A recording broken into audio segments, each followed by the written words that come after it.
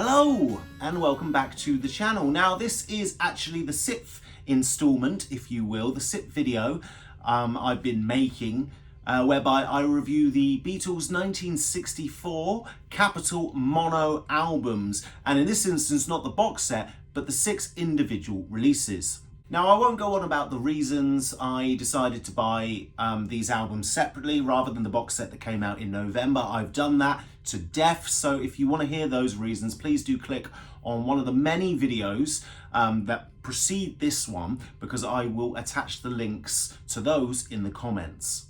As always, if you could like this video or even better subscribe to my channel, then that would be much appreciated. Disclaimer, I know that this video is somewhat late. There is a reason for that. I actually received this particular record some time ago, but I have been experiencing belt issues with my record player and I've had to wait for a replacement for some time, and therefore I couldn't listen to the album enough in order to review it. Now thankfully that problem has been resolved and we can go ahead with the reviewing process.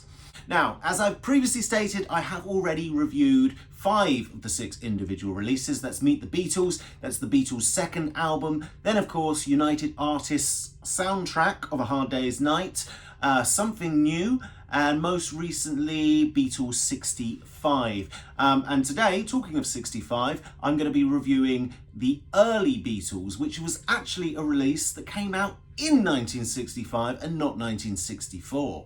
I know I said I wouldn't give any further reasons, but this is exactly why I decided to opt for the individual releases, because, well, this is an album that came out at a different time. It didn't come out in 1964, and therefore to label it so, as if it had done, I find a bit strange. But there are quite a few oddities in regards to that around the box set itself, which I just find a little peculiar. But again, I've covered that in an earlier video. Now, if you're not interested in hearing my views about this particular record and just simply want an overview in terms of the 6 releases themselves, then please skip forward to the end of this video, whereby I'll be ranking these 6 albums from worst to best. Of course, like all things, these are just my opinions. They are subjective and you are well entitled to have your own, so please don't shoot the messenger. So for those of you that are interested, here is the record. This is the early Beatles. There's the front cover, and there is the back cover. I'm hoping you can all see that nice and clearly. Again, like all these albums, these have been kind of reproduced. Lovely inner sleeve. Lovely flat vinyl. Again, they're not complete replicas of those original album jackets, but they are very good, and the pictures themselves are printed on quality stock card. One thing I'd like to add about this particular cover, which I'm going to go into a little bit more detail. I know I haven't done this perhaps in previous uploads, but there's a reason for that. This particular cover is not my favourite. And there are several reasons for that. The first one being that the actual picture they've used for the front cover is slightly washed out. The pixels aren't particularly great. The quality of the overall image, well, it's not very sharp. It's not really very in focus. The other issue I've got with it is the fact that this is clearly, at this point, almost a present day photo of the Beatles. Obviously that image is the image taken directly from the UK Beatles For Sale album. And therefore the fact that this is the early Beatles, this is Capitol's version of Please Please Me, or Capitol's version of VJ's introducing the Beatles, makes it slightly questionable as to why they made this choice. Saying that though, in terms of sound quality, this record, again, much the same as the other 5. Very, very flat, very low surface noise, but a loud mix nonetheless. What makes today's review more interesting, I feel, is the fact that in some of my previous uploads, I've mentioned the fact that Meet the Beatles and the Beatles' second album in some ways almost replaced their UK counterparts for me personally. So Please Please Me and With the Beatles. I actually found I enjoyed the two Capitol albums more than the sterile, perhaps sterile, UK versions. What's interesting here though is this is basically Please Please Me, as I've already said. Although a couple of the tracks are mixed up in different ways. You only get 11 tracks rather than 14, so there are a few missing, one of which, one of those tracks that is missing, Misery, is one of my personal favourites, so I'm a little bit disappointed that that's not on here. But nonetheless, this is an interesting one to review because it's almost a like for like. Interestingly, both sides actually start with a single. So side A, in this instance, has Love Me Do, the Beatles' first single, and side 2 has Please Please Me, the other single, as its opening track. Now, this actually, as a collection of songs, works quite well. There are, however, a few bits and pieces that I'm not too sure of, simply because I'm so used to the original running order. So, for example, Love Me Do is followed by Twist and Shout, which is just slightly bizarre to me. Twist and Shout is, in essence, the perfect closing number for an album. So it's very strange to have that so early on in proceedings. The rest of the tracks do tend to follow the UK counterpart to some extent, but side 2, Please Please Me, P.S. I Love You, Baby It's You, A Taste of Honey, Do You Want to Know a Secret, they all work one after another. But what sets this album apart from the UK's Please Please Me on Parlophone is the fact that everything sounds a little bit more live. It sounds a little bit more real, and this has been one of the things that one of the comments that I keep making when it comes to these Capitol mono reproductions. However, to say that this replaces in any way the Beatles' Please Please Me, well, it doesn't. This album, for me, falls slightly short of that. It is an enjoyable listen, but this is an example of where Capitol and their meddling, so to speak, in terms of removing the number of tracks, I think actually gives this a disadvantage. So lastly, would I recommend this album? Well, yes, I would. I'm a Beatles fan. I love everything Beatle related. And to me, the Capitol albums have been a breath of fresh air, especially as someone who never delved into them previously. I've been a Beatle fan all my life. I've never given the Capitol albums the time of day. And that's really a mistake that I've made because they are their own unique entity. They are enjoyable. They offer you something different. And this album is no different to that. But like one or two of these albums, if you weren't a completist, you might decide not to get this one. If you're going to not get any of these albums, this is perhaps one of those, alongside the United Artists, A Hard Day's Night. Right, so having reviewed all of these albums, albeit briefly, I'm now going to rank them in terms of worst to best. And if you've been watching these videos, you'll know that this isn't perhaps as easy as I thought it might have been.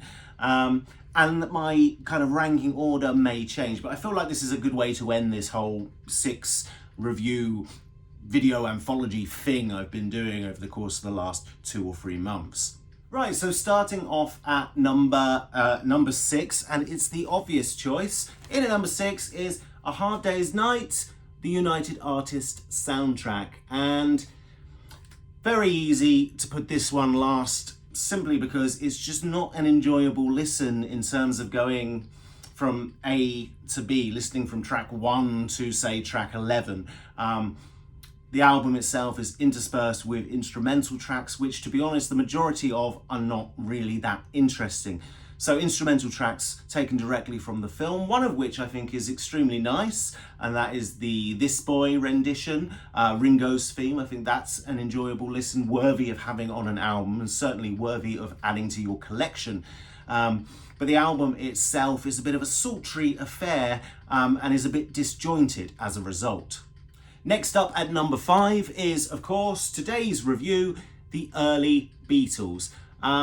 This was easy in terms of the remaining 5 albums to rank, simply because it's not Please Please Me. It really does suffer from missing those 3 extra tracks. Although the sound quality I do enjoy slightly more than the more sterile UK mix or pressing, it does really suffer from missing those tracks, like I've said. And although it's an enjoyable listen, it's a little bit disjointed in places. I just think crazy how you've got Twist and Shout as the second track on the album. It just feels a little bit disjointed to me. So that's why it comes in at number 5.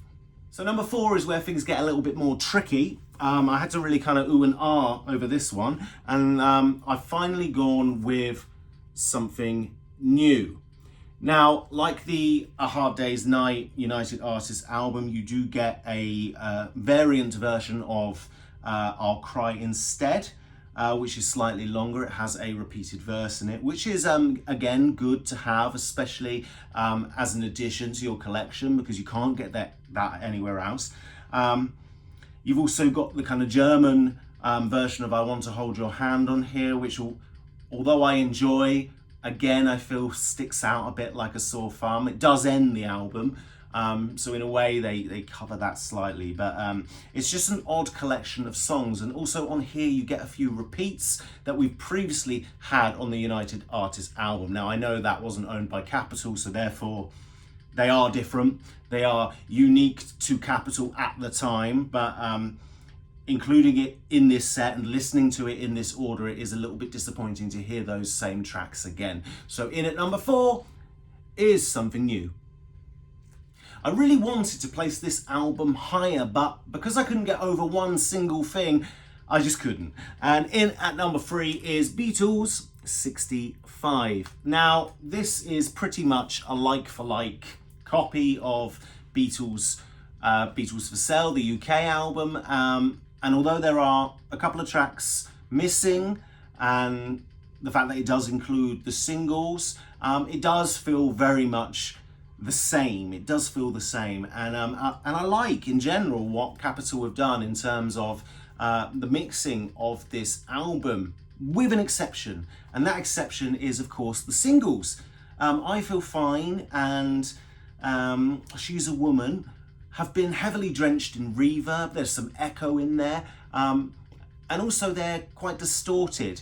And although it's not as bad as I first thought when I first listened to this album, they do stick out a little bit like a sore thumb.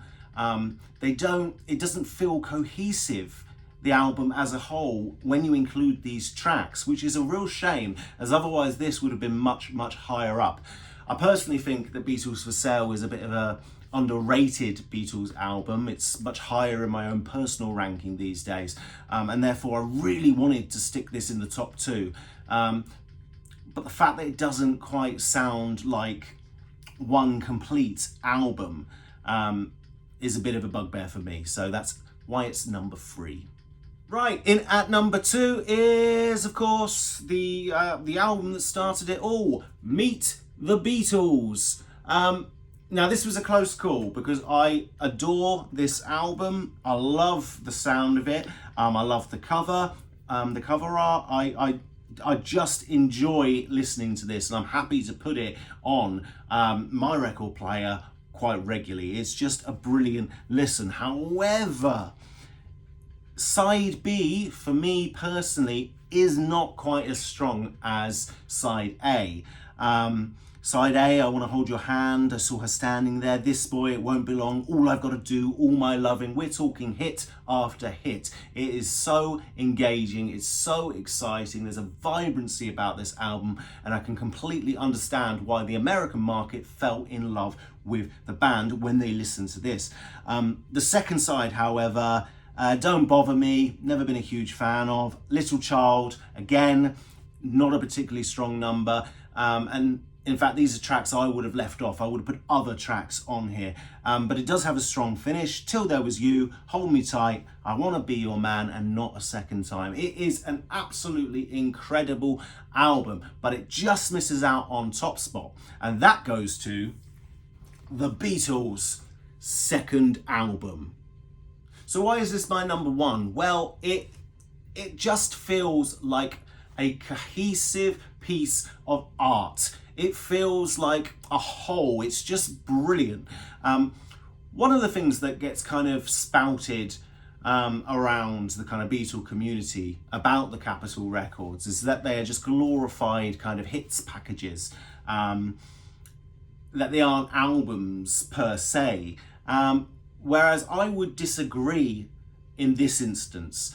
The Beatles' second album sounds like, yes, it is a collection of songs, but they all work so well together. It's a rock and roll album. The tempo of each track completely complements the one that went before it and the one that follows it. So it's just a really exciting album, and it's the one of these 6 that when I listen to it, I don't think that it's a collection of hits. I don't think that it's just cobbled together. I feel like someone actually sat down and really considered the order, the runtime, everything about this record. It's a wonderful rock and roll album, and actually one of my personal favorites in my collection now. In the future, I'm hoping to do a review where I review my top 10 best Beatles records in my collection, so again, personal to me, and this, without doubt, would be in there now. It's such a vibrant, exciting record, and I couldn't recommend it wholly enough. Okay, so that's it. That's the end of this marathon of Beatle-related reviews, although I will be back hopefully at some point soon in order to review another Beatle-related product. So hopefully I will catch you then.